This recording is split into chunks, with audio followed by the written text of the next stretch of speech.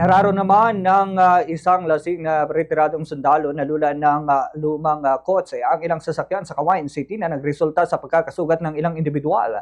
Batay sa ulat ng kapulisan, minamaneho ng suspect ang isang puting Toyota Corolla na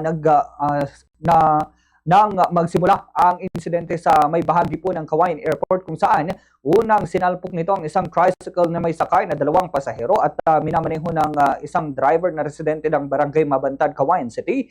At ayon sa mga saksi, bigla umanong inararo ng sasakyan ang tricycle dahilan upang tumaob ito at nayupi ang itaas na bahagi. Agad namang isinugod sa ospital ang driver at dalawang pasahero ng tricycle upang mabigyan ng lunas. Matapos nito, isang motorsiklo naman ang nabangga ng suspect malapit sa Rizal Park sa lungsod ng Cagayan kung saan ang biktima naman ay isang lalaki na residente ng Reyna Mercedes at tumilapon sa kalsada habang nadamay rin ang isa't pang Land Cruiser na nasa likuran nito. Nagpatuloy pa sa pagmamaneho ang suspect at sinalpok pa ang isang L300 vans. Tapat naman ng isang kilalang mall. Lula naman ng van ang 16 na katao, 4 dito ay mga bata at 12 ay matatanda na pawang. Residente naman ng Angadanan, Isabela. Ayon sa mga biktima, galing sila sa isang binyag sa Villaluna ng banggain ng kanilang sasakyan habang binabaybay ang Maharlika Highway. Dahil naman sa insidente na pinsala ang harapan ng gilid ng van, ngunit wala namang naiulat na sugatan.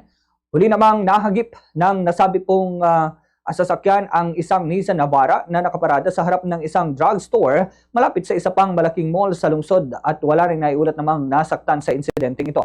Matapos ang sunod-sunod na banggaan, tumakas pa ang suspect at umikot sa may bahagi ng Alicaucao Bridge, subalit nahabol at naaresto rin siya ng mga otoridad pagkalagpas sa tulay. Sa kasalukuyan, nasa kustodiya na ng pulisya ang suspect at hindi pa makausap dahil umano sa kalasingan. Nasa namang magkakaroon ng formal na pag-uusap sa pagitan ng suspect at ng mga biktima sa mga susunod na araw upang matukoy ang pananagutan at mga kasong isasampa laban sa kanya. Patuloy pa ang investigasyon ng kapulisan upang malaman naman ang kabuang pinsala at iba pang detalye ng nasabi pong insidente.